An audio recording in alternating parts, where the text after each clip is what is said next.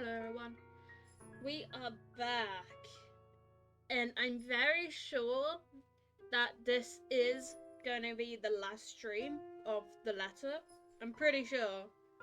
So when I check the gallery, it is literally almost finished. And there's gaps. But that's all different storylines. But I think it's the fact that it's 60. I feel like we're close. So, I am so concerned about all my choices and what led us to here. Again, I don't know what I'm gonna get. I'm very concerned. I hope it's a good ending, even though we got one person dead. I have hope. If anything is off with the sound or me or the game, let me know. I'll fix it straight away, as always. But let's get right into it. Oh god. So concerned. Oh, wait a minute. Let me just click load. We were here. Okay. I'm not looking forward to this ending. I'm gonna miss the series. Who are you? Oh, it's baby Luke. Stay away. Oh shit. Sweet dreams, my love. It'll be over soon. I don't think that's baby Luke anymore. Oh god. Oh yeah, last time we almost got adopted by the ghost, and Hannah has disappeared, and Luke is like, you know what? Find my wife, well, my soon-to-be ex-wife, and I'm gonna have a nap. Well, everyone waits. Hello, Leash. Did you shit yourself just then? My dog just shat herself right next to me. Nothing spooky happened. Or did the guinea pig scare you? It's fine. So we're in a dream state. Oh, great. Creepy music. Love it. Yet, in spite of the unfamiliar voices and unwanted touches from shadows lurking in the dark, rounding is a slow, laborious process. Difficult, every limb heavy with lead, no matter my aversion for the words they murmur in my ears or the sight of her horrid smile from afar, my body refuses to yelp. I am at their mercy. Beyond faith and mob reason, my consciousness refuses to pull out of the waking world, choosing to linger in the spit of the dream, gradually drawing me deeper into the unknown depths. Somehow, even if I make mean, I may never open my eyes. I allow them. You do not belong there, my prince. I don't like you whispering in my ear. Not that I mind getting a few extra hours, of course. The bed's more than comfortable as it is after an exhausting day yesterday.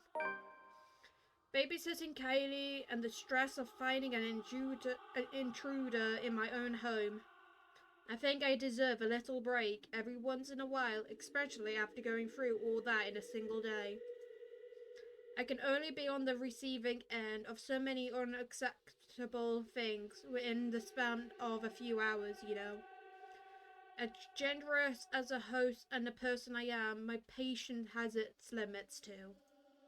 By the way, if I sound any different, I think I'm going down with a cold, so ignore me dying sometimes.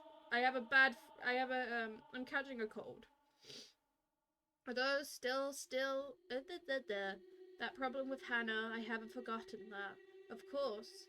But that's why I hired Sherlock Rocker. He's competent enough. He won't even last a day in my services if he's any lesser than those half-wits who think they can deceive me with sweet words. He's more than capable of working on his own without guidance. Let the butler take care of that little problem with Hannah while I... Hannah. You do not need her. I do need her. She's the light on my money. I am here. Ugh. We are here. Who the fuck is we? This is where your home is. Oh, I hate whispers down my ear.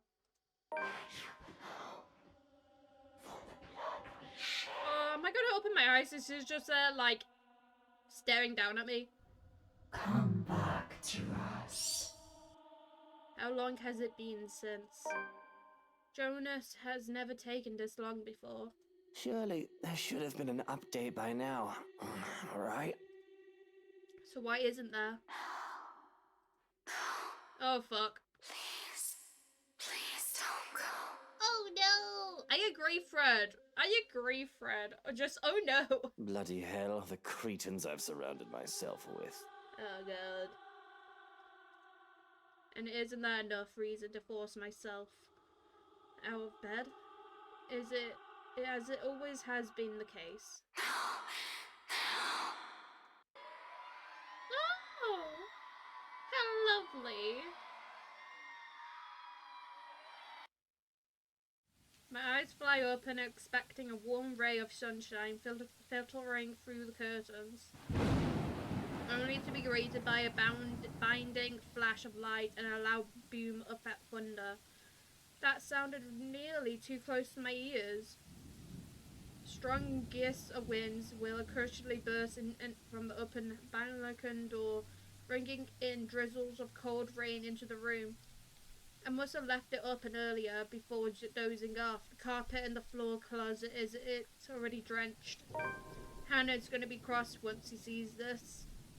Not that I'm an immature problem. If anything, it's the power outrage we should be mining first.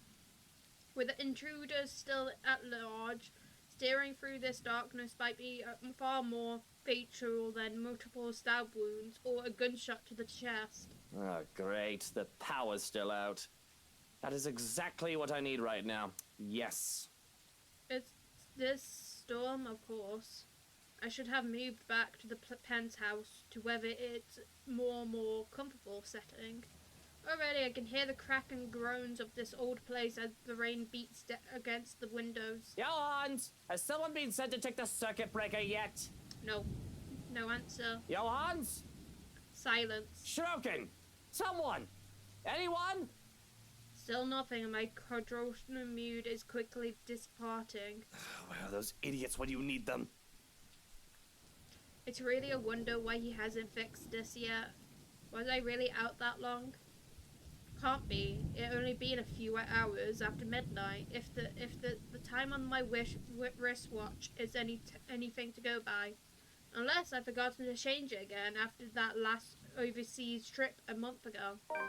Though the delay is understandable if he went looking for Hannah as he promised. But bloody hell, my safety also at stake here. Cursing, I stay still, letting my eyes try and adjust to the darkness while my hands fumble for my slippers. If that butler isn't going to fix this, I may as well order the security poster outside to do it. It's probably just a blown fuse. Anyone with a brain can repair it. Grabbing my jacket with a footwear finally on, I make for the door. Although in haste, I pause briefly when a gleam catches my eye. On one of my drawers underneath the clutter I've yet to organize, the muzzle of a gun peeks out. Hannah has never openly commented on my possession of it, and I know she does not approve on it, knowing the bloody firearms possibly in this nation. Of course, I've not found much use for it in the 7 years we've been together, otherwise he would have already had it thrown out years ago. Doesn't mean it won't be useful right now. Without a second thought, I seize it, sending the stuff pile above it up onto the floor. Whatever. I'll get to it later. This blackout problem should be resolved first. Right next to my missing security detail, as it turned out. Where the fuck did everyone go? Oh god. There were two, wasn't there? Stropfrons had two blokes posted to stand guard for the night. I might be panicking for a bit earlier, but I'm quite sure I haven't gotten delirious yet. What, did both of them decide to take a break because they think the master's already sound asleep and won't be looking for them? Damn nitwits. I know assassination happens very rarely those days, and even less in a peaceful city like Lookbunts, but Borlocks. There's been a woman going in and out of this place uninvited, who may or may not want to put a knife in my back. Isn't that enough reason to stay on alert? I'm fairly certain Shovrock won't just enlist their help just for the power outrage, only to leave me unprotected. We have a difficult friendship, so to speak, but I doubt that man is opportunist. I'm holding the lives of his family in my hands, after all. Oh, God! You're blackmailing him. He knows what I'm capable of doing. He's not stupid enough to do anything that endangers them and save only himself. So where then? Only my footsteps echo along dark patches, and I am left gripping the handle of my pistol for some sort of comfort. Without proper lighting and the storm still raging outside, the stories I've heard about this place seem to have some truth to it. Some. If I'm reaching a wish to entertain myself for a bit, I'll say there might be also be a ghost whispering in my ears, calling. Of course, it's just the wind and the trees rustling outside.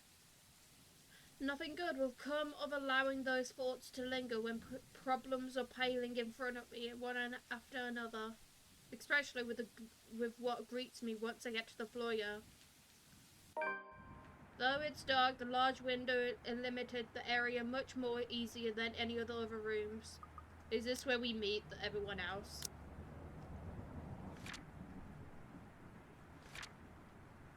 Wait.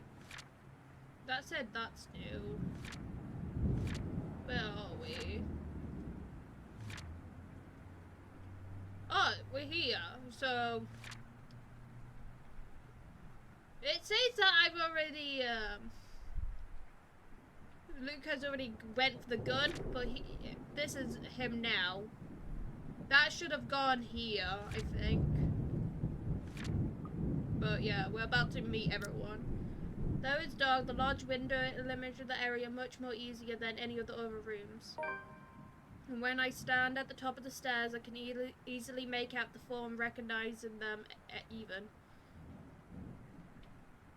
It's all gone crazy when those intruders come into my home. I'm no stranger to cop playing dirty. The smart ones knew that either life nor criminals are going to play fair. And if one of this wogs saw it is honest, I'm not surprised too. But Lily, the agent, she doesn't seem the sort. And Daisy too. What will Kylie think of her Miss Pink if the poor tyke finds out about this? To top this all, they all have the nerve to look surprised when I announce my presence. Well, well, what have we here? If I were any less sober, I'd say this is the beginning of a joke. Bloody trespassers, what is wrong with those people? Do they really think I'll be fine with them walking into my home like this? What are they even doing in here? If I don't know any better, they might also be behind Hannah's disappearance. That's right, my love. Oh god, get out of my ear. They must have a motive. Make them pay. Oh god. And it better be a good one. Oh my god, I have a fucking devil in my ear. Well, a bullet to the head is at least all them will deserve. Let's see. A photographer, a high school teacher, and a real estate agent walk into a mansion. Thunder crackles once again, cutting me off. This time it sounds hits close enough to it nearly feels as if the window and the ground itself are rumbling. All is definitely still for a moment. I don't let it stop me, however, as I slowly make my way towards them, taking one careful step at a time, relishing the expression of fear in their eyes. I suppose there's something immodious in this setting, with the heavy rain outside and the lack of light here. I kind of like it, to be honest. Add something to the into the air, I suppose. I must look like a villain now. But short of me getting close to them, a noise on my left distracts me from briefly halting my movement while curiosity takes over my mama in my head. And it's a good thing, perhaps, that I did, because as soon as I look up, I see him. Another trespasser. Great. Just as he's about to jump down from the infuriance that has somewhat ended up piled at the blocking of the door to the parlor.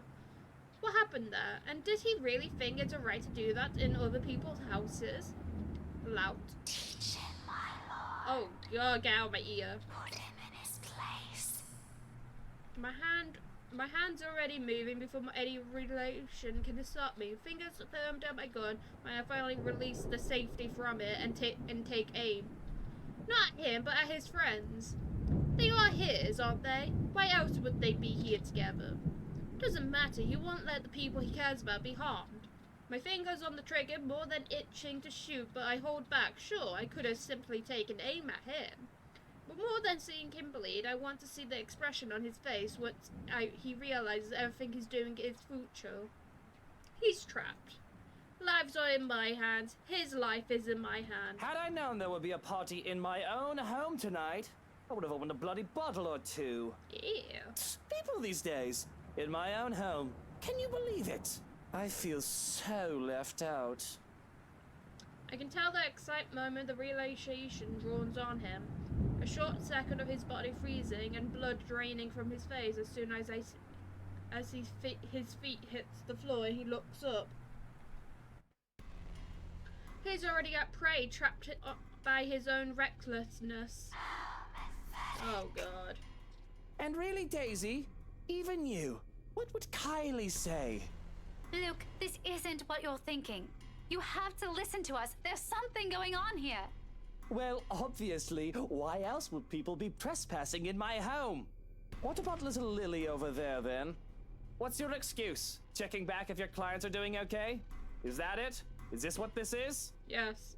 Oh, we're doing good, by the way. Sir, please. Oh, please, what? Becca's right, sir. We need to get out of this place. You need to leave. Tut, not a good enough excuse, darling. You people are the ones who need to get out of my sight. Don't worry, I might consider pressing lighter charges for the woman. Can't say the same for the rest of you. But really now, I swear the people of this city need to be taught the meaning of privacy. This is how you want to start the week. Why don't we just go with a bloody massacre if we want to surprise people in their homes, huh? It's just a passing remark, of course. I'm not stupid enough to do something like that brings negative attention to myself. Reputation and all that, I can't just risk it. The thought of having dead bodies here, one that I'm not even responsible for, that's the one who trespassed. It's already quite too much. I've literally overkill, especially for someone like me. Nevertheless, joke or not, Feathers wastes no time drawing his own gun at the sight of waves on my own, even if he knows it's already too late. Still, he glares at me. Still, he fights back. Now, Feathers. Manners. You're in no position to be pointing that gun at people. Oh god. There's no desperation in him like I'm hoping, just an annoyance, flickering shortly before hidden underneath a challenge. The likes of him are the kind of people I hate the most. Even with their failures already glaring down at them, marking every worthless move they make, they have the impotence to stare people in the eye. Why don't you put yours down first, and then we'll talk about manners. Oh, he talks back. The gall! You know, your kind pisses me off so much. Oh god. Annoying most of the time, like a damn pest you can't get rid of. But to some degree, it is commendable. I'll give him that. After all, we are almost the same as that regard. Almost. I'm still the better person, of course. He tells me to put the gun down, but I see no reason why I should. I'm a homeowner. In defense of my own home, I have the right to, I like to think. Questionable permit of firearms aside, it's not like I wanted this. but it's already high-strung and their presence does not help. Bloody peasants. I can never seem to figure out their minds fully work. Take this one for example. Despite the pride brimming in him, how he matches my glare with one of his own, he simply lowers his pistol after a long second not to surrender. The tense set in his shoulder tells me as much, but the closest he gets to lowering his own ego in favour of something I can't quite place. Hello, Darth. Welcome to the stream. Interesting. Gotta admit, I'm almost disappointed. As you should be, my lord. Oh god. I've expected him to hold until one of us shoots the other. Can't say I'll be more exciting that way. A bullet inside any part of my body isn't something I like to have on a bad day like today, or any day for that matter. But I surely be predictable of him. And I like to predictable. They're the kind of people who are the easiest to deal with, no matter the situation. With them, there's no second guessing what they'll do. He shoots, I shoot, one of us dies, and then the other one walks away. Nothing complicated. Nothing requires much brain power, just muscle memory and who's the better shooter. End of story. Yeah, here he is, dragging a deep breath in, settling aside the only thing protecting him. Did that motherfucker just respond to your voice? Yes. Probably. I can easily shoot him this way, be sure with this whole farce of a conversation. Instead, I find myself listening. A concern for someone who, in another life, would have also become the person I am today, had his conversation allowed it. Damn shame. We might have gotten along. Listen, right. I need you to. But be SIs. You broke into my house, and somehow, you expect me to listen like a good little boy. Are you a bit touched in the head, Feathers? I'm not the one breaking laws here. Look here, fucker. Oh. If I wanted you dead, I could have done it so many times already. Oh, I love when Ash says fucker. In fact, I can easily shoot you down right here, right now. And you won't be able to do a damn thing, even with that gun.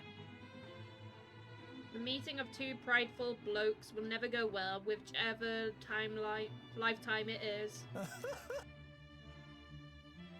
And I can only laugh at his audacious, his lack of shame and fear, even facing the business end of my pistol. You know what I'm thinking right now? I'm not sure who Lars is. You know, oh. In another lifetime, we would have probably gotten along well. The best truth I can offer him, not many people, those who have slighted me in particular, live this long to see it. And he should be grateful. You're already gracious enough, Ugh. allowing him to stand in your presence like this. My god. Yes, especially when he has a lot to answer. Preferable right now because as generous as I have been so far, my patience has its limits. My amusement can only last so long. In 2 steps, I'm standing in front of him, grabbing him by the collar and resting the cold muzzle of the eagle against his temple. Do not shoot him! Do not shoot him! Luke, no! Hey, now you two, I'm sure we can all talk about this first. He'll end up in a pretty smear on the wall this close. Teach this loud a lesson. What is it that you people really want with me? This is the 2nd time this week, and I'm really getting weary of this little game. Oh god. Did the NCA send you to apprehend me? Or has somebody paid you off to kill me? Maybe. Which one is it, Feathers? Mind you, my arm's getting tired. Better answer quick if you don't want to beat the business end of this gun. And he knows it. Of course he does. Hitman or not, he has been trained, judging purely from his stance. But I'm not many bother to be curious of him. One glimpse at my handgun safety earlier is all it took for him to see I mean business. Similar, too similar. We're too alike in many little ways, it's funny. Down to the fact that he doesn't even flinch no matter how heavy the threats in my words are. Even knowing how one flick of my fingers on that trigger will be enough to end his starry out life. He should crave in by now, starting to beg, like so many others before him. Instead, he throws more vista or adds up more kindling to the fire already burning. I'm not with NCA. I'm just here to help. There's something else in this house, and we're all in danger. You have to believe me, right? You need to let us go. You need to get out of here before it's too late. If you want to keep your sorry ass alive, you'll listen to people with more brain cells than you. Ooh! Uniting it further that I can help but return to him with an equal flavor. We don't need him, my love. Why, you insolent! We both decide to move in one moment, both of our bodies tensing each other, racing to get a hold of the other. However, before we can even get a head start, a voice unexpectedly rings above the carrots about doing so.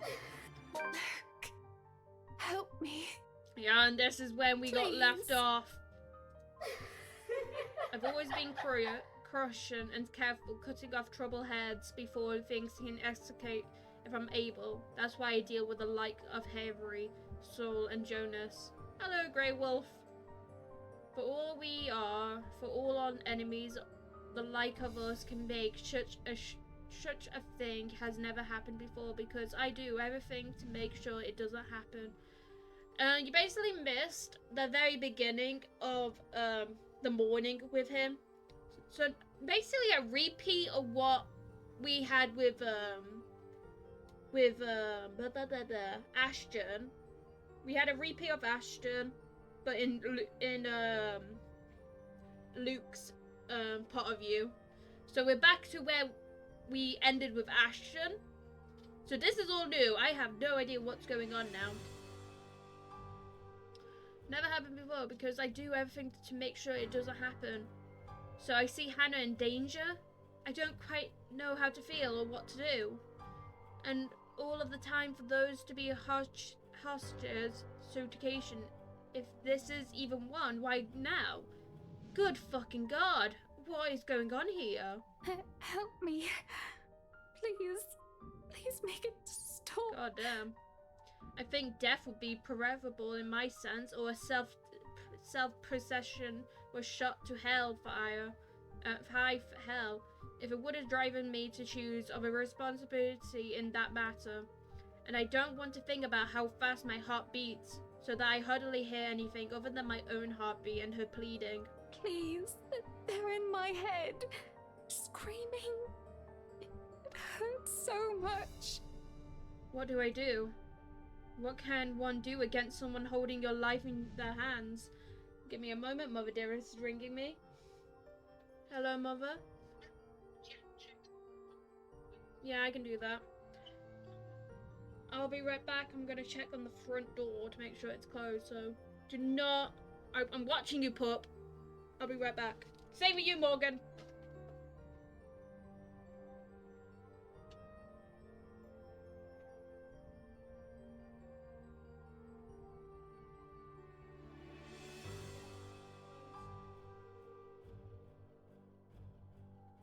Yeah, because I left it.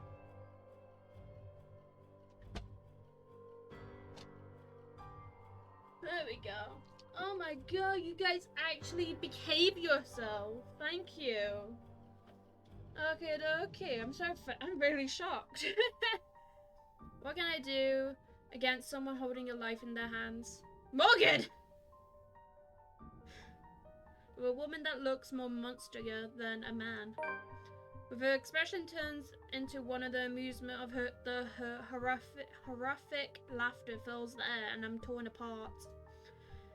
This is my fault, isn't it? Hannah's in danger because of me. Everybody I love always ends up hurt or worse, and even when I choose to let her go, she is no exception. Hannah's unbroken begging makes it all too much more painful because I love Hannah, I really do. But will I really endanger myself or a woman who might not love me back anymore? She is pregnante with your child! Even though you don't know that. Still, something in me dies a little when that woman laughs as this is some sick joke. Her smile taunts me, filling my head with laughter and rage until I can barely think over the capturing in my head.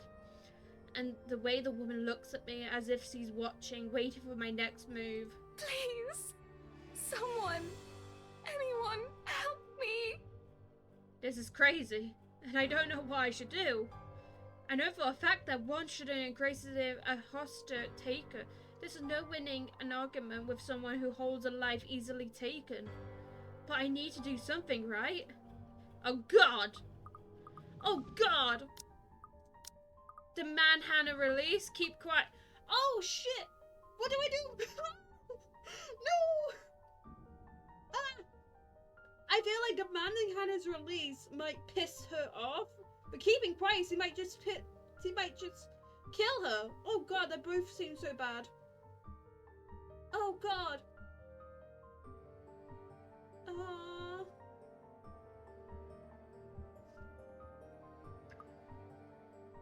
I'm gonna demand. I feel like we keep quiet, he might kill her. I'm gonna demand. Okay, Hannah like that. What am I doing? Why am I even hesitating? This ain't gonna go well, is it? No! All our choices have came up to this moment that we are standing now. Why am I even hesitating? I shouldn't go so far to claim that I'm any sort of decent human being. I realize now, too, that I may or may not have the best husband one could be asked for, but she's still my wife, and even if it wasn't, she's still Hannah.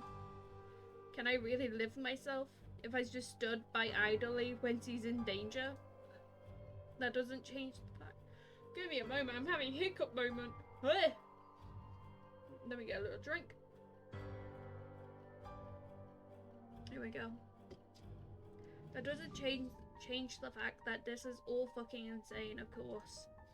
Having all those injurious is crazy. To think about going at this thing is crazy. I can hardly classify it as a person in my eyes. Perhaps a maggot that needs to be crushed under my shoe, just like the rest of this sorry lot, but a person hardly. But I care none of it anymore of it. They didn't matter. All that matters is that Hannah is in danger. The cold pulls over me, freezes me in place once more when I try to make a demand. I have to take deep breaths, grit my teeth, and steel my fist to even find the courage to speak up. Let go of her! Don't hurt her! Whatever it is you want! Just don't you dare hurt her! And if my voice isn't as firm as I like, it doesn't matter. I will beg, I will plead if I have to. And my knees bend, my fucking proud neck, and maybe even break it, just to make sure she's safe. I don't know what I would do if anything happened to Hannah. The cold stillness is gone from my body, and my very skin feels like it's on fire, and I have to shout, scream at her when Hannah continues to cry out in pain. What do you want? Money? Is that it? I give you however much you want. Luke, please make it stop. I want it to stop. Just stop whatever it is you're doing to her. Can't you see she's hurting? Oh God, I cannot stand for Let this. go of her! Now!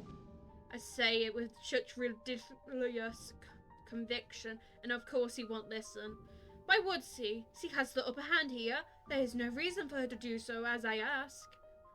But her voice is but a whisper and deathly slow, and I'm hard pressed to hear over the pounding of my heart in my ears.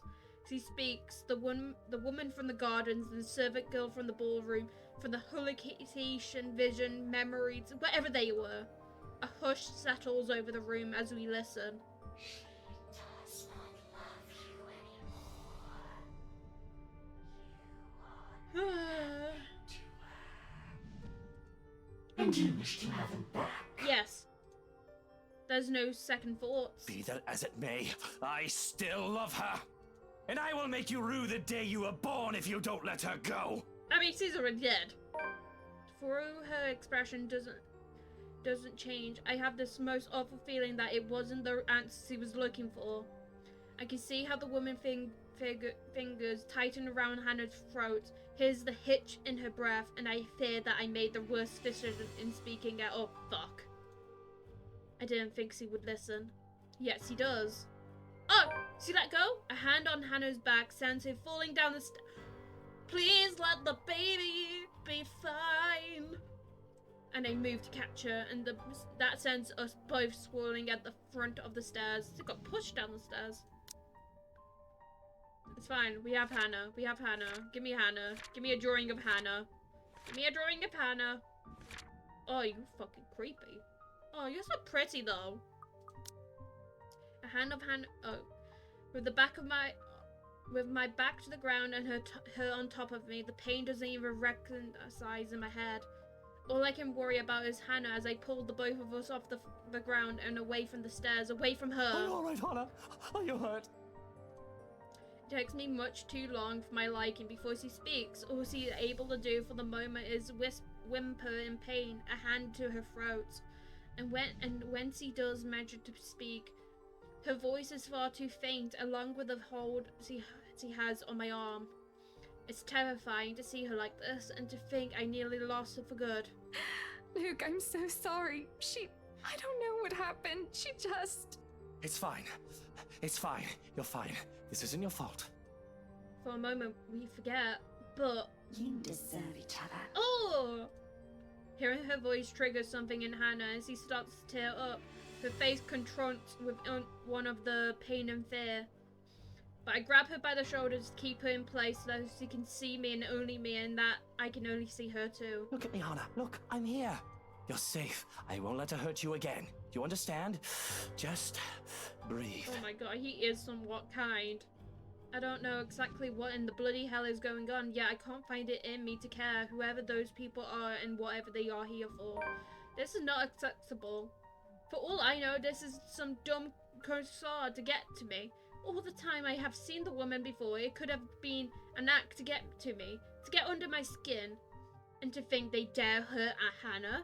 For all that, the fear that I had felt, feeling her touch Hannah, I can only think of her as an actress in gruesome makeup.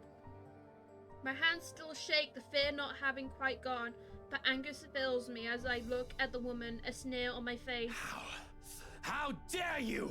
I don't care who you are, but how dare you touch Hannah! Yeah, kick her ass! I want you out of my house! Out before I call the police and have you put away for the rest of your miserable life! She's dead. And that goes for all of you! Come on, Luke. I hold my ground firm and strong with my declaration. The nerve of her, she just laughs in my face. A terrible, dreadful laugh that makes me feel as if there are nut ants crawling on my skin and maggots squirreling into my... Oh god, that made me gag reading that. You are telling me to get out of your house. You threatened to lock me up. She laughs and What's she so laughs. funny? What are you laughing at? None of this is funny! But she presents and it almost feels like her voice is in my head. Oh, no different. No different. You're all the same. You can all suffer together. And that is when everything turns into complete and utter shite. Oh shit! It's a slow thing, a whisper, more than a bang to the darkness creeps into every corner of the room. The walls shudder and groan, blood runs from the ceiling, crawls down the wall and stains the floor. It feels as if the life itself is being sucked from the house slowly but surely.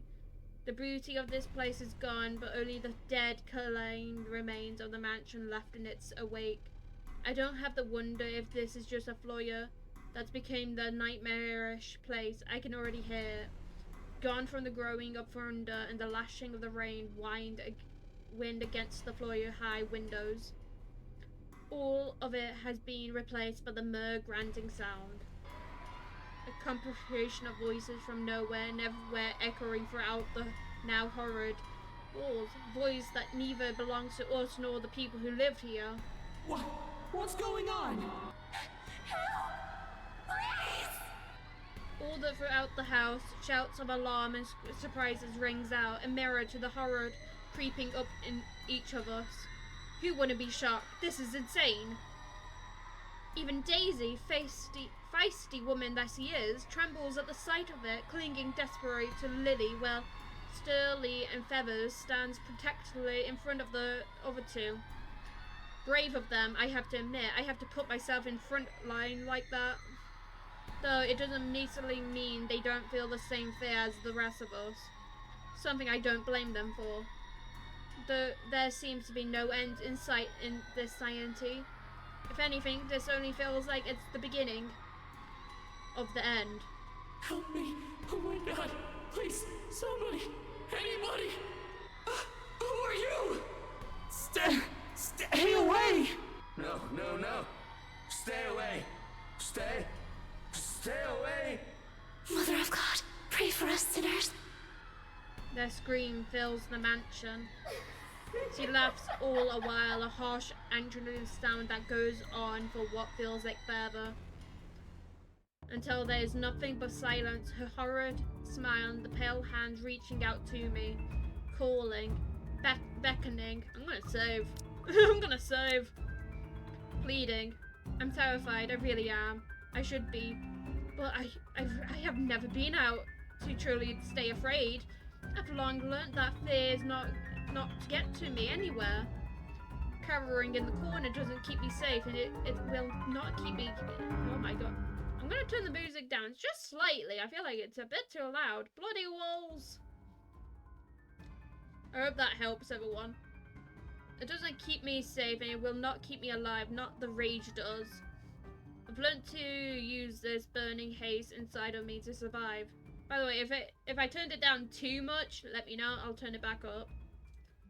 There's no difference now. Stay away from me! Why do you wish to leave? Maybe there we This is go. where you belong, my lord. Remember the blood we share? What blood? This is your home. Don't you remember? You promised to return, to stay. Together with me, with us. With people no different from you. I don't agree with this. What is she talking about, Luke? What does she mean? Don't listen to her, she lies. I promised no such thing to anyone. Hannah, you're the one who bought this house. How should I know what she's babbling about? I never even wanted to be here in the first place. Goddamn. A terrible case of mistaking it intentionally. That must have been it. I'm quite sure of it. I don't know this woman, this monster. Who would have I say that to someone like her?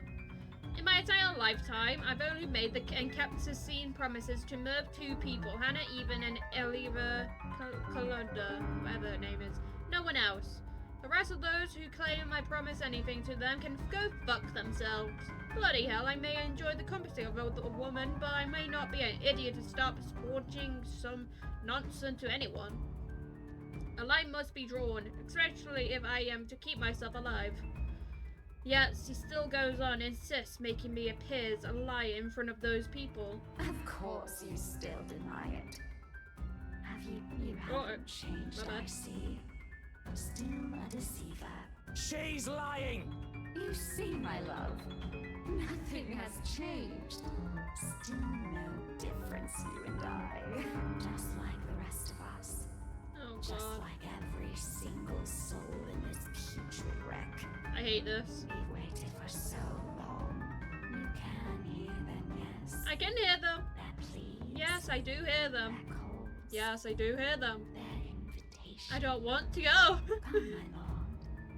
The house seeks I don't its wanna. master. I don't wanna. Sees the monster, reaches out again, her hands in gory, abhorrent sight, along with a smile spread across her face, my body already moving on its instance, stumbling back one step at a time in desperation, bid to be away from her, anything to put distance between me and this vile creature. No matter what she says, I am nothing like her. I need to get out of this place. Out of this country, preferable. There's nothing for me here, not anymore. Nothing to keep tied in this place. With Hannah planning to leave me, short likely taken by this woman, nothing left to bind me to the wretched city. I can leave, I can. Careful, Luke. No, you still have Hannah. My foot steps on something, sending me sliding on my back and the flat on the floor. Beside me, a paper familiar one flutters down. Oh, fuck. This is the thing again from the open house, though it feels like a glimmick of more like a threat with what the recent events. It must have fallen from one of those press pastor in the commotion earlier. For the moment, they appears conflicted to see it in my hands, but wisely keeps their oppression to themselves, leaving the damn things to simply bear a glistening mission for everyone in the room to see. Help me! Help me! Help me! Is this it? What they've been telling us? Why is everything in my life has gone to shite because of this some stupid old letter? An invocation indeed, one I am not willing to accept. Not any time. From the top of the stairs, the creature moves again, drawing my attention back to her. Her grunts remain slow and awkward as he walks forward, the smile never leaving her. But I don't give her the chance. I am not dying here. I certainly am not giving myself to a hideous creature like her either. A memorable line kicks in, and despite panicking grasps and worried glances from Daisy's friend, I pay them no mind as I reach for the main door and, without warning, I slam it up and receiving not the mountain grounds like I'm expecting. Before my mind can even compare to what's happening, black tendril has already crawled tightly around my limbs, dragging every person in the foyer into the room. None of us can get a scream while darkness completely envelopes us upon the door closing. Understand where your place is Oh now. fuck, we're in the dark place. You belong here. Is it so difficult to grasp? Yes. We've been waiting. I don't want to go. There's a moment of panic when I'm feeling of the tendril around my limbs finally dissipates. As soon as my eyes adjust to the darkness in the room, I'm on my feet and reaching out for my knife, holding it out, watching, waiting for every movement. Using it as a way to put distance between me and those peasants. Who knows what they'll do? We're on desperation to get out of this house. There's only 6 of us in this room, 4 of them, friends at that. I cannot trust those people not to turn on me. Bloody hell, even Hannah's giving me the same look as them now. I cannot trust anyone. Not anymore. Not after this. Despite pleading, look, Lily shoots my way while they all huddle in the corner behind Staley and Feathers. But I have to remind myself that even people like her are capable of doing the unpleasant. She's only human after all. It's never an excuse why even Hannah has her cunning, manipulative moments, even when she does it much subtler than I. Why else would Lily show this letter to us that day if it's not to save herself? I guess that backfires on her now that she and her friends are also stuck here. You got to trust the people since you don't. Yeah, true. Still, I have every right to be livid. Everything that I built has fallen apart. All because those people come into our lives. You. All of you. Oh shit. This is all your fault. If I'm dying to this bloody case, I'm taking you all Please down don't with kill me. us. Luke, please put that knife away. Oh god. This isn't going to solve anything. Hey now, Mr. Wright. I know the situation ain't good, but we have to calm down. We're all in the same boat here. You shut your mouth. If it weren't for you, for this letter, for all of you, none of this would have happened. Is your life all that matters to you? What about these people here? Don't they have the same problem? Yes. What about me, Luke? Do you even care? Are you taking their side? You're also stuck in this nightmare, Hannah. That creature is out to get us, and you're still defending these people. I'm not defending anyone, Luke. I'm just trying to be reasonable when you're clearly not. Oh, of course you're not. You're just the one who bought this bloody mansion to begin with. If I didn't know any better, you did this on purpose. Oh my god, Luke. Why no? Why would I ever do that? This was only meant to be an anniversary gift. For you. For us. For the family we're Oh my going god, to she's have. confessing that she's pregnant. Right, anniversary Tell him gift. you're pregnant. Oh, here's your gift, darling. Oh, by the way, there's a curse included in that package. I hope that's all right. Okay, Luke, shut the fuck up. Are you really that eager to get rid of me, Hannah? Because if that's what you've been meaning to do all this time, you might as well just put a knife in my back while I'm... Suddenly Hannah steps in and slaps the knife away. Oh, I thought she wanted to slap his face. I'm so sad now. Slaps the knife away from my hand. Said knife slides uselessly under the table on my reach. Before my mind registers what's happening, a sharp blow explodes to my side of my head, sending me reeling backwards. Yay, he did slap him. Oh no, it's a punch! Oh! I was suspecting a slap, not a punch. Oh my god, look at Hannah go. Look at Hannah, look at that poster, look at that. Oh, she did a good punch. Oh. She merely stands before me afterwards without even batting an eye, glaring at me as he might just rip my head off in this instant. Sometimes they forget. Don't you dare, Luke. Don't you dare imply I've ever thought of you that way. That Hannah is never the weak woman I believe her to be.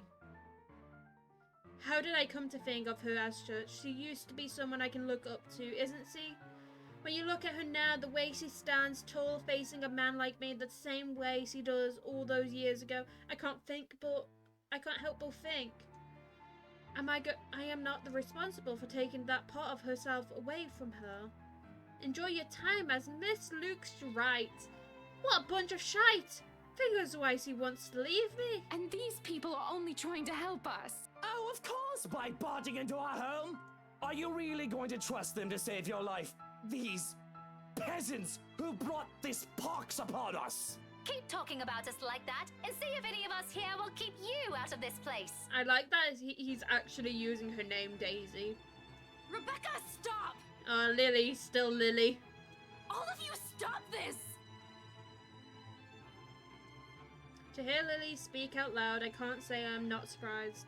She has always given me an impression of someone so meek from the moment I met her, even from her inexperience of her station in life. She has never struck me as someone fitting to be a real assistant agent. Until now. Quietly, she puts herself between me and Daisy, cutting whatever scratching words we yet to hurl at each other. The way she glares at me, it reminds me a little of the way my own mum would look at me.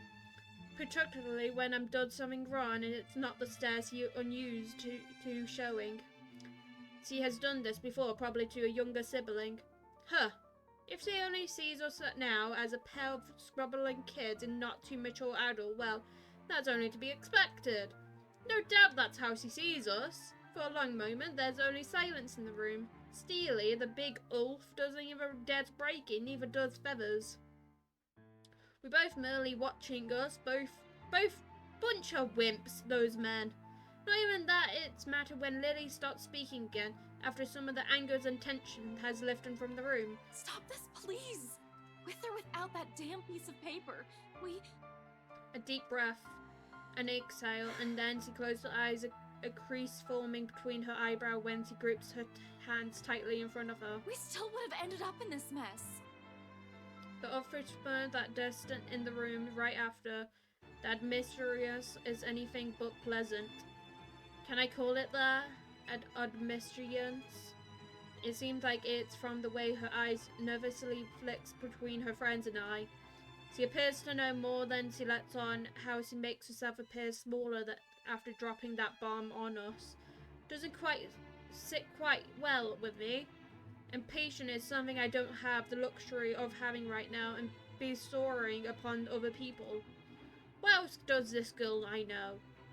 What else is she not telling us? Because from the look of this, even her friends has no idea what she's talking about.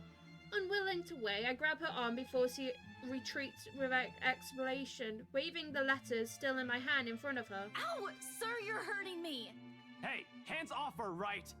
Fuck off, Feathers. I have questions for your friend, and she better have the answers. Fuck off, Feathers. Luke, will you stop taking it out on every single person? Your friend is hiding something, Daisy.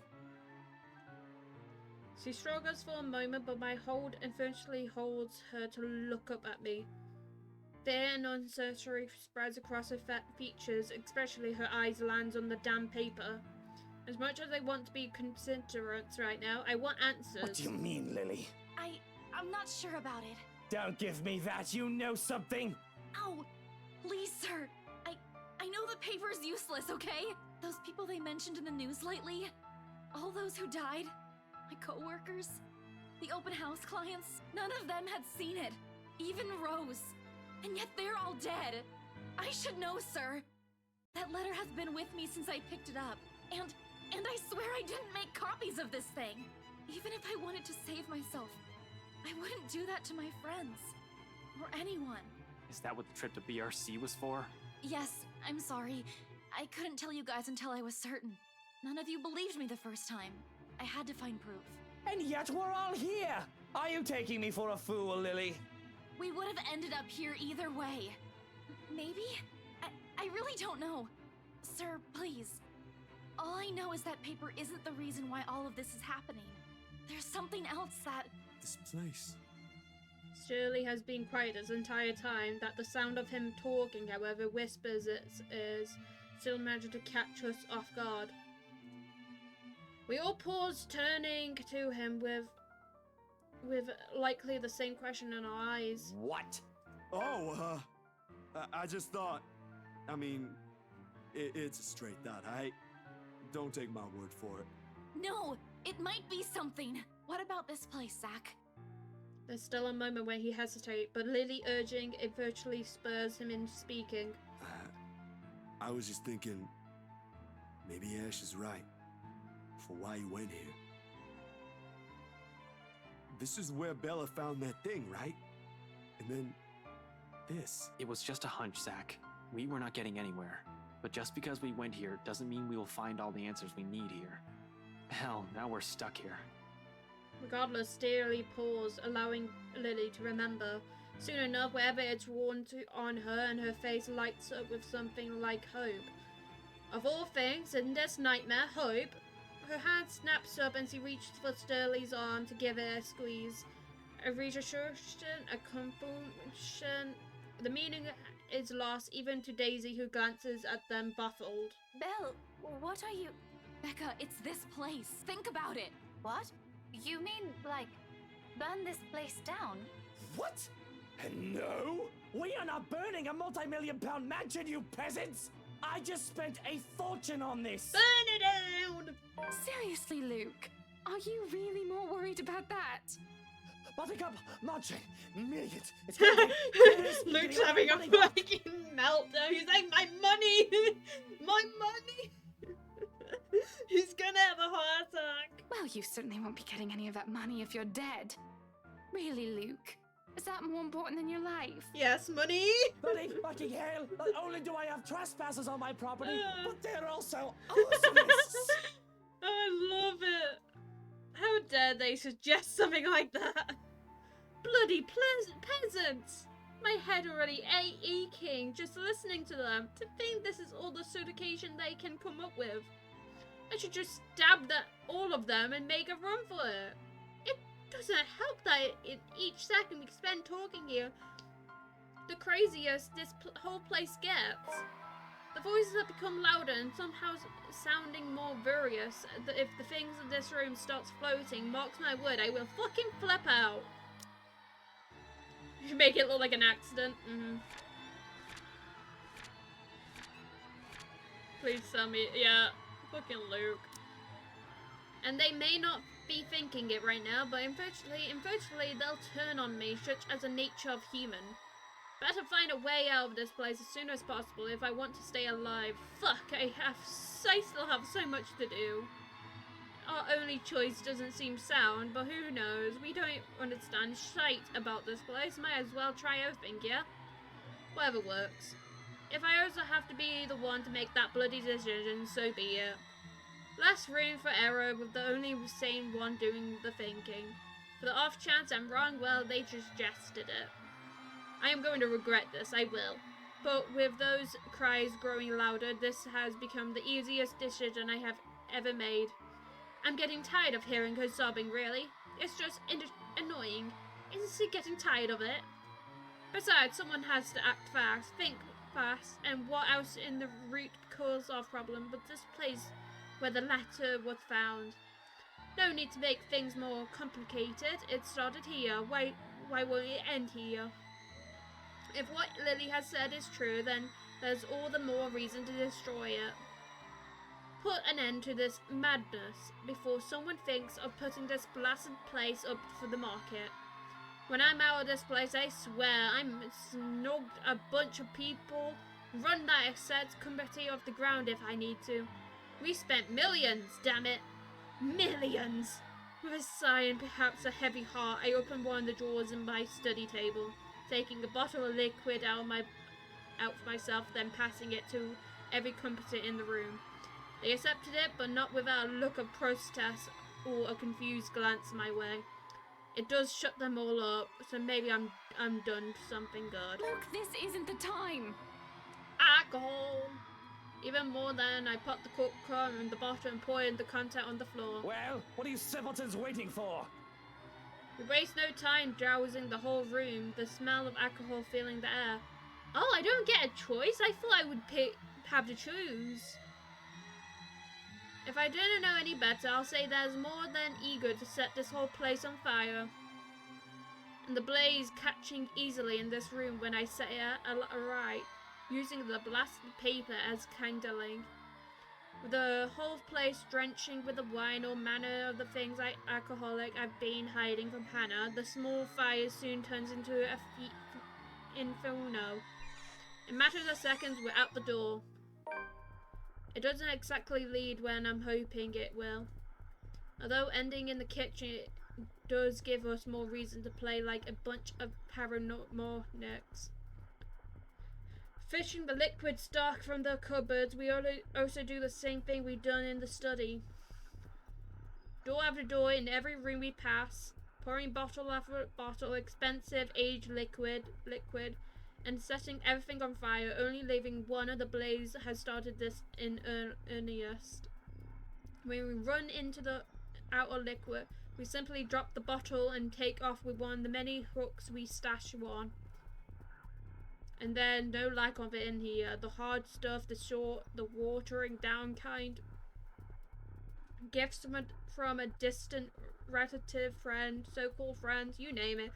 I made sure there's always one in reach. How many of these things do you keep in this house? He's an alcoholic, leave him be. I always have a few bottles in the bedroom, the parlor, and the dining room. I love him.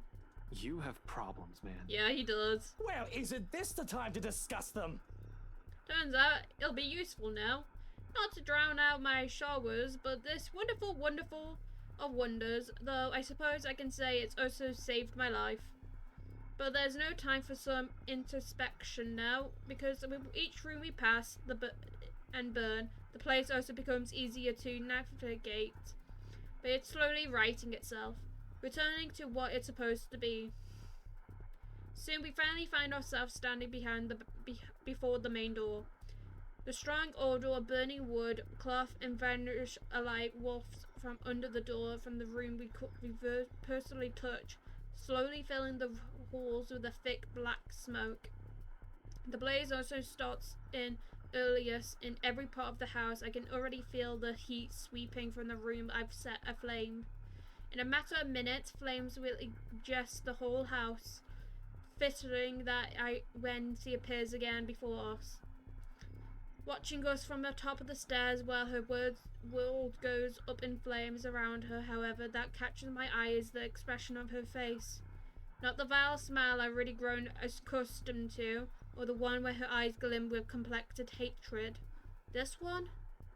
Fallen is the only word I can think of to describe it. No, please. Help me. Help me, please. Can the dead still feel? Can she hear us? Or that merely another one of her tricks to trap us in this nightmare? I don't know, but fucking run. Like this, however, she seems almost like a woman she used to be. And I don't waste any time pondering over it. Not with this exit just a few steps away. The door finally opens though. I can glimpse the world outside. Safety. However, I do turn to only see the last of her. A farewell more than anything. For all her attempts to lure me, draw me in, her wishes to be with me, she does not stop me when I finally run to this horrified place. Quietly, she disappears. What? Ooh, light it up! Watching a multi-million-pound house burn before me. For some reason, nothing about this bothers me. Maybe it's the that look on her face that it has changed it. Maybe it's what I've seen and heard inside. There's only a calm, a stillness. The same hush that comes after a terrible storm that swept the countryside. And with it is the sight of the sun rising above the horizon. Ever so slowly the sky begins to lighten before my eyes, darkness giving way to the warmth morning hurls, soft rays spilling over the vast expression of Luxman's countryside. Nearby, the trees sway and rustle with the breeze, passing drafts that carries even into this room from outside, cold enough to make me shiver. The remains of the storm that has passed. In the distance, I can hear the soft chirping of the birds while the rest of the world stirs awake. Dawn, at last. We are free.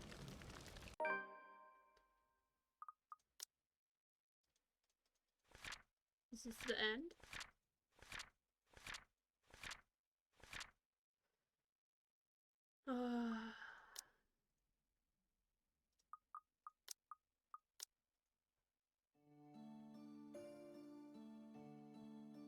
Like the flames that engaged the mansion that night, whispers quickly spreads across Luxburn City after the accident. Officers who investigated it has simply deemed it as an unfortunate accident resulting in the deaths of innocent lives. Regardless of the truth, Luke Wright files criminal charges against Blah Variety Company after for undisclosing reason to the public, forcing the letter to declare bankruptcy, a move that has merely stoked the rumours further. But for those who still believe in the stories of the old and those who know the truth, it is but a treasament to the curse and the secret of the Ingard mansion has hidden for centuries. If there will come a time those will finally be relieved, only the ashes of the now ruined mansion knows. However, on the nights when the wind howls and the thunder blooms across the sky, some still claim hearing a voice when it once stood. Of cries and wails that fills the night and desperate calls of help for anyone who dares to listen. As for those who once tread in halls. Oh! Unable to settle their differences, Hannah Wright virtually files a divorce from Luke Wright. Oh, okay. I think this is what this is all the lives they have now because of my choices. So they have their divorce. For several months, they become the subject of the gossip and mass media in the city. In spite of this, the two have unconsciously remained tight-lipped on the completion of their respections. Though many assume it's an inversion falling out, stemming out from the trouble during the couple housewarming party. I mean, we basically told Hannah to have a divorce, so that's why this has happened, because we told her to have a divorce in our choices. To everyone's surprises, however, Luke Wright quietly accepts the court decision and disappears from the Evans heroine's life without creating much fuss. The once couple kept a memorable relationship though, and the businessman is seen visiting Hannah Evans on the day of their twins' births. Oh god, they have twins! Ah! With the right couple separation also comes the right Evans culmination split up. Although the Wrights enterprise still managed to do well in the business with even incorporating back in the computation, other tech league places in CEO and the company under legal spotlight months later. This time, however, with and then Chief Inspector Heavenly Lee's sudden absence, the businessman isn't able to escape those security. Yeah, Luke has to pay child support. In an investigation handled by the LPD's Detective Inspector Ashton Frey, all the Wrights Enterprise legal business dealing within the past 10 years comes to light. Hey, Ashton fucking got the proof! Although his involvement with the other crimes is still being investigated, the disclosure has caused a huge outcry, especially from the city business sector. Sued on monetary grounds, the company is utterly forced to shut down. Oddly, when Luke Wright steps out of his office one last time, there's only a small smile on his face. Aww, he's accepting it. He's like, you know what? This is not the person I want to be. To avoid public outrage, the once treasured business immediately leaves the city. All of his bank accounts has been emptied, including his Luxbunt's apartment, leaving not a single trace of clue where he might be hiding. The last anyone had seen from the man was the flight aboard to Iceland. Till this day, no one has heard from him. Oh god, he ran away! Even his people from his old Wright enterprise who have been left to deal with this aftermath. If Hannah even knows, he has kept mom it. Though over the past few months, after the adjudication has claimed, some have made claims of spotting him fitting in and out of the city. If only to check on those who he has left behind. Okay, he's checking on everyone. Following the company split, Hannah Respirant Company becomes the CEO like her late father has always wanted her. Oh, she went to business, lady. Though a bit out of practice and doubled by many people at first, the Evans Harris quickly finds her bearing and proves to be a bit of a talent in the business her parents. Soon under her management, the new Evans Inc. flourishes, becomes one of the prime investments and finest companies in Luxburn City. With help with family and friends, Zachary Steele is soon able to open a photography studio of his own. Something he has only dreamed of having as a child. Although he still hoped to get back to making ideal films someday, client work and small project has kept him mostly busy. Hectic as it may be, he can only be glad for an amount of work pouring in. It has made moving on from the incident in the Emerald Garden mansion easier, if not faster. There's still nightmares with support from his family, his doctor and his own drive. The dark images have finally turned into pleasant dreams. Hey, he's aware that he won't ever forget, but he's no longer running away. At times when he's not busy or after a hard day at work, he thinks there is another story for the big screen to be told in that. An idea he may soon turn into reality once the time affords it. Oh! The twins! Unknown to many, Hannah Even has also played a huge role in getting Zach's new studio up and running. For although the latter effort to try and thank the woman, he insists keeping her investment a secret as he merely wishes to help out, having been impressed by his skills in the field during the brief time they worked together. A working relationship that continues to on this day, as he is the only photographics he seeks in at every single event he hosts, whether it's a simple social gathering or a company party. Beyond work, they also remain close friends to this day, mocked by future visits to his studio or casual talks over lunch or dinner. A friendship that seems to grow in time, especially after the businesswoman's separation from Luke Wright. Oh, so they basically get together in the future. I'm so happy. Both have never dexterously answered the real case may be. But it's clear that even Evans Harris trusts the photographer, even to put her children, who are apparently fond of the man, in his care every time she leaves out of town. He became stepdad. In the months that follow, Rebecca Gale becomes a prominent researcher in Luxburn's major academic circles. Especially after writing what she discovered about Elysian Village and the Menja Mansion. With help of the professor Andrew Clark, she is soon able to ensure founding and continue her research, presenting her findings yearly at local and international symposiums. I don't know. I hope so. Now the tale of the end of her current studies, she hopes to publish her first book in correcting all the inaccuracy in the city courier history, a move supported by both colleges and students and friends alike. How did you meet my dad? Well, we got chased by a demon ghost. Though she knows she may has a long way to go before she can even begin to change people's mind about it. Professor Clark has warned her so much she senses. Doing it not for herself but for the sake of the history and the future generation must never forget. No matter how disturbing her experience with the curse may have been, she remains the worrywart she has always been.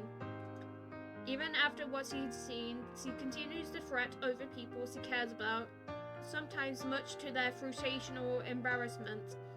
But if there's one thing that has shifted, it's her friendship with the people, with a little group, particularly with Zachary Staley.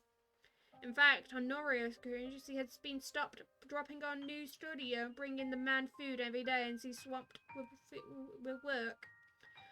They also seem to have grown more comfortable around each other more than before. Maybe it's born out of their shared experience. Or maybe the way they see each other simply changed naturally due to the years they've known each other. Regardless of why, it's changed. The man welcomes and pictures in turn serve to return to her kind gestures wherever he can. For all the horror they've seen, who would have thought that something good will come out of it?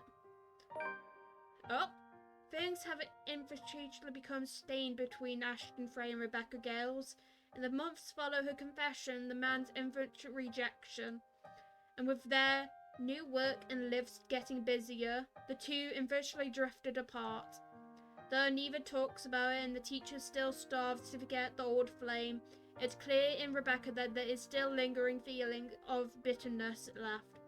If anything, however, this has only made it obvious of how much changed between them, and how much he has clung to the idea of Ashton from his younger days, the ones that may not have been there in the first place. Merely an idea for the starry-eyed young girl. But if there will be a time she will be able to accept this, to move on from her hurts and repair an old friendship that has fallen into ruins, only she knows. With a newfound courage, Isabella Santos finally chooses to pursue what she really wants for herself. Having made enough to keep her family afloat for a few years with their blessing, she quits her job at Blur Reality Competition and takes a scholarship offer from a local university. Though remarkable out of the practice and unsure she will be able to keep up by the time she returns to university, she finds her feet soon enough with help through the people close to her. And with her confidence and skills growing, to do a number of people recognize her work. It doesn't take long for 7 award-giving bodies to take notice of her.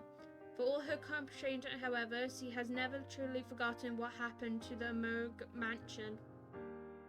The images still remain in her, and on particular unpleasant nights, Harrow continues to visit her dreams. Oh god, she still has nightmares. She knows those won't ever disappear from her life. It has become a part of her in the same way death has permitted taking it from her. However, she's no longer afraid.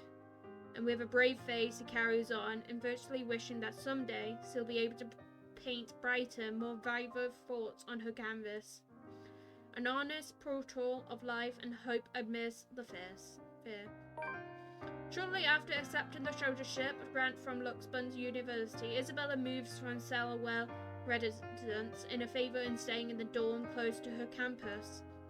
Although Rebecca Gale's quick to offer assistance for the move, she does admit she will be missing her neighbour in more than 5 years.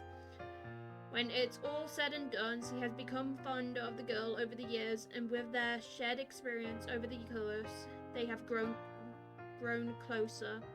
Isabella leaves a promise to visit every once in a while, and even though she still jokingly compares about Rebecca's bossy attitude, she confesses that she also misses the woman fussing. After all, in the place miles away from her real family, Rebecca is still the closest thing she has to her sister. More than a year later, once everyone in their respective life has settled, Zachary Steele and Isabella Santos finally hold their first exhibition together. A project that has been in the making for almost 2 years after the photographer casually brought it up on the other artists. While mainly intended in small events, it has been surprisingly attended by several members of Luxembourg's upper class and art museums. Although only a few of the pieces have been meant for sale, the show has brought prominence to Zachary and Isabella's name in the city art scene. It has since been followed by several other exhibitions by the two, both in and out of the city. Currently, they are planning to hold their first show overseas. Yet, even with their unexpected, overwhelming flame, friendship between the two has remained strong. Theirs, after all, is a bond that goes beyond being more partner as a small project. He's her family and as much as he is his. Following his success in bringing the Luxburn film case to close, Ashton Frey received a recommendation to transfer to Luxburn's lead agency against organized crimes. An ombudsman eagerly backed into the newly appointed successor to the late shift Inspector Lee, Edgar Harris. Knowing he'll never be more researcher, leeway, and a bigger chance at utter bringing Luke right to justice, Ashton Frey accepts. He still warns the people close to him against Wright and his assassinates, but only a friendly reminder now, more than anything. Though he does worry, he believes they're wise enough to know what they are doing and trust their judgment. For now, he has decided to leave the evidence and law to speak for itself and take the care of the man once the proper time comes. Nowadays, police work and option keeps him busy, sometimes taking him away from the city he grew up in the days on end. A rare thing for him to enjoy once upon a time, yet this time he never loses his drive. Simply growing more determined after having finally found a clear purpose close to the rush and excitement he dreams of a child. Although Ashton still keeps mum about specific details of his work, his experience with the curse has slowly taught him how to open up, especially to those who he knew that generally cares for him. He still has a long way to go, he knows that, but for the sake of the people who are still with him, those people have chosen to stay. He hopes that there will come a day when no longer has to hide behind his own lies. A day when he is no longer afraid of facing the truth of his own words. On days off, Ashton is usually seen loitering around Zachary Steele's studio, even to help him out with one of his pet projects, or especially on the other man's on purpose. Or it's mostly the latter. At certain time, he volunteers to model for one of Zach's projects, in spite of the photographic research that is not needed. Regardless, Ashton insists before complaining how murderous the whole process is hour later, to Zach's utter amusement. No, he's just like, why do I have to sit here for so long? Though sometimes they may get this into a small trivial argument, they have stayed cordial between the two. If anything, the ordeal they both gone through that merely straightened a friendship, and the detective didn't expect to find in anyone. Between the lingering trauma and their messy attempts at normalcy, it takes a few months for the awkward to finally lift to the both Ashton Frey and Isabella Santos. Of 7 weeks trying to find their voices and remembering how they act around each other despite enduring affections. But once the unease fades, there's only just casual banter and report to fall back on the casual talk and the friendly jabs. And for both of them, it's easy, like breathing, like coming home after another journey, a comfort in spite of the things they have gone through. Those days still is filled with pity, argument, and light teasing, but in the aftermath, when it's all said and done, something cuddly has always been forged between them. A quiet, steady, fast thing they both hold on as they both carry on.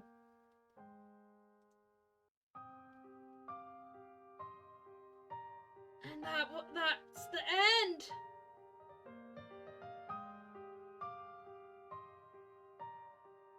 Wow. I knew the game was over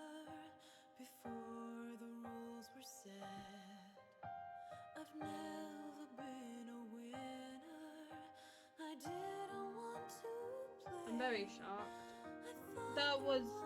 That has become one of my favorite games. I know there's many different endings, but this is my ending. I'm pretty happy with it. It seems Rebecca did not have the greatest ending. Like, she lost her friendship with Ashton. Luke has ran off, but he comes back now and then to talk to people and check in. Oh. I wonder if the story changed if Rebecca? Oh, McCall. Yeah, McCall died. So I guess we never found out what happened to her. I guess she had a peaceful, not peaceful, but I guess Ashton made sure to report her body. But at least he's free with it as well, with this other trapped souls. Oh wow. Not a peaceful death though. Not a peaceful death.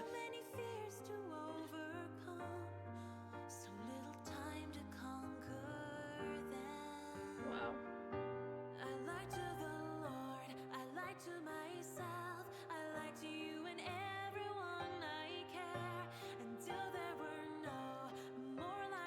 I hope her family knows about it. Yeah. I am going, when this ends fully, I will be playing the trailer for the game. It is a very cool trailer. I forgot to play it on when I first ever played, made the first episode, so I'm gonna play it at the very end.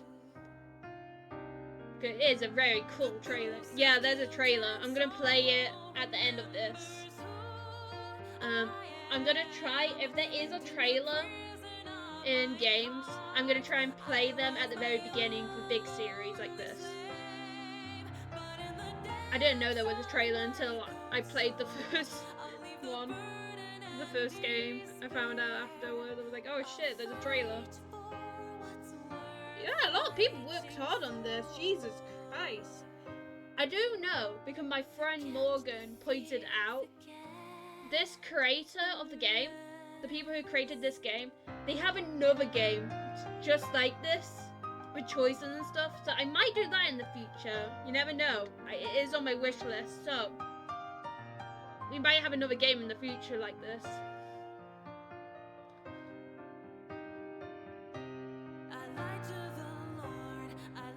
I have enjoyed this game, thank you.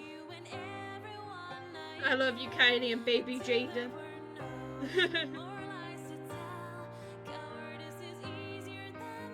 I think this is everyone's sayings.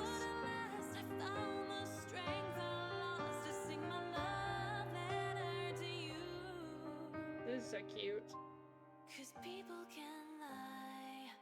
The Lenny face. Hannah, best plot and backstory.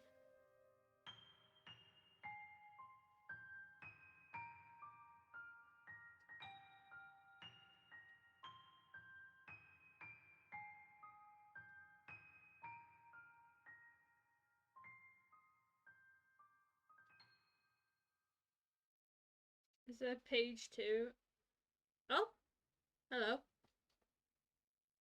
Tio? Where are you, Tio? Tio? Please? Kylie? She's here! She's still here, What Tio! the fuck? What the fuck? I thought we fucking I thought, whoa, what? Help me! Please! Oh no!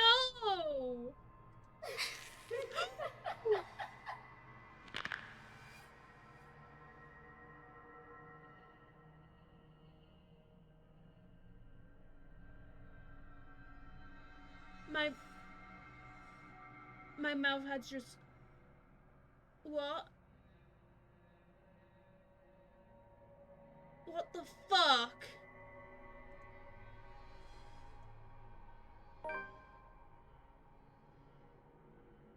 shattered fairy tales. What the fuck? What the fuck? Dear you, if you're reading that, it means you finished playing the game in one way or another, and we thank you for the time you spent in playing the latter. This game is a passion project more than anything, and we certainly hope we deliver in bringing you one of the kind of novel expression. The lesson in the first from us. If you like what we did in this game and would like to support us, please take some time to click on the button below to find out how. Oh my god!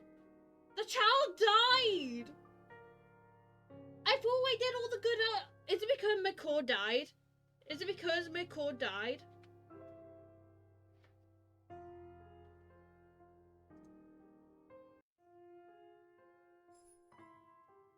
What the fuck?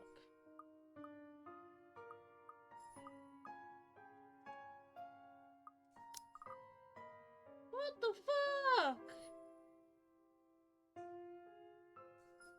Did we kill the good? We didn't get a good ending. That wasn't a good ending. I killed the child.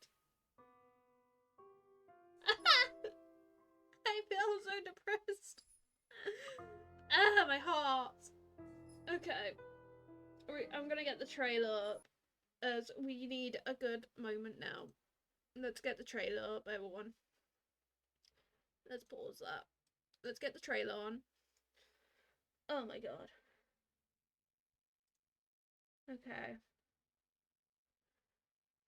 I'm so upset. I'm so upset. Okay, that's Steam. Okay, this is the trailer that has no audio. Okay, let's watch the trailer.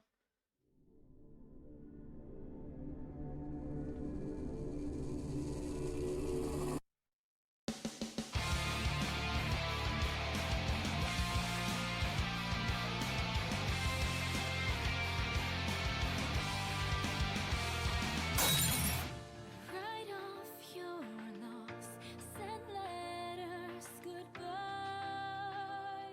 I won't forget you, though your life fades away as I wither in this world filled with regret. Hold my hand and leave. Please don't leave me be. In these bloody halls where we shed all our tears, the darkness breaks, our memories alone remain. I reach out beyond the curtain black. I'm in too deep, so this letter I write. I want to be free, together by your side. And spend eternity in this lonely place we call home.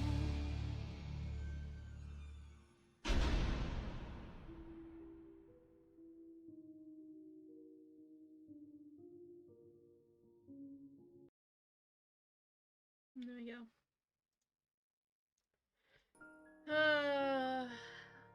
My god. That was the trailer. Normally I will put the trailer at the very beginning of big series like that, if they are like a trailer like that. Imagine if there was no way of killing that ghost. I don't know. I feel like I messed up by killing McCall. That's my thing. But hey, that was the letter. If you guys do want me to see all the different endings and all that, not different ending, but go for all the different choices, let me know. But I'm gonna end this here. Yeah, just check this before you start, punk. Oh, sorry, Joe. I'm gonna end the stream here. I hope you guys have enjoyed. And until next time, I'll see you then. Yeah, I've just ended. Joe. I go bye.